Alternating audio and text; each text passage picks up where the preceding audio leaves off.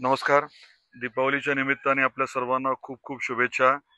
आपले आदरणीय मुख्यमंत्री देवेंद्रजी फडणवीस साहेबांनी सांगितल्याप्रमाणे दिवाळीच्या दरम्यान आपल्याला आता पैसे शेतकऱ्यांच्या खात्यावरती जमा व्हायला सुरुवात झाली आहे. ऑगस्ट आणि सप्टेंबरमध्ये जी प्रचंड अतिवृष्टी झाली, अभूतपूर्व जे नुकसान झालं होतं, त्याच्या अनुषंगाने अभूतपूर्व अशी मदत करण्याचा शब्द आपल्या महायुती सरकारने दिला होता. आणि कालपासनं खरं तर जे 290 कोटी आपल्या जिल्ह्याला देऊ केले होते सप्टेंबरचे, ते यायला सुरुवात झालेली आहे. अंदाजे 30 कोटी रुपये हे वितरित झालेले आहेत खात्यावरती. आणि थोड्या वेळापूर्वी आपल्या शेतकऱ्यांच्या खात्यावरती प्रत्यक्षात पैसे जे आहेत ते जमा होत आहेत.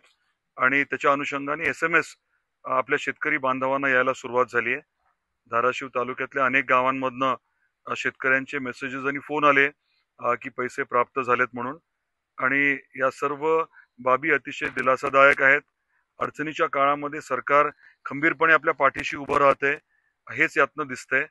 आणि नुसतं शब्द नाही तर कृतीमधनं दिसतंय. त्यामुळे मी आदरणीय देवेंद्रजी, आपले आदरणीय मुख्यमंत्री महोदय, त्यांचे मनापासून आभार व्यक्त करतो. दोन्ही आपले उपमुख्यमंत्री एकनाथरावजी शिंदे साहेब, अजितदादा पवार साहेब यांचे देखील मनापासून आभार. महायुती सरकारचे आभार. आणि आपल्या सर्वांना दीपावलीच्या निमित्ताने परत एकदा मनापासून खूप शुभेच्छा देतो. आई तुळजाभवानीच्या चरणी प्रार्थना हीच आहे की हा जो काही आघात झालाय, मोठं संकट आपल्यावरती आहे, ते दूर व्हावं.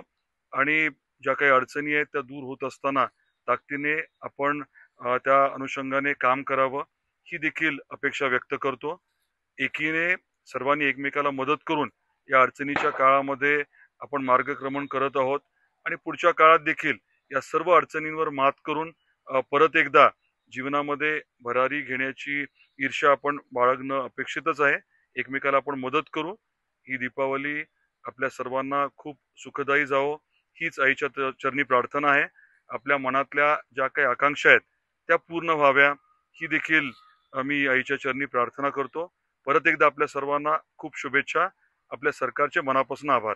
धन्यवाद.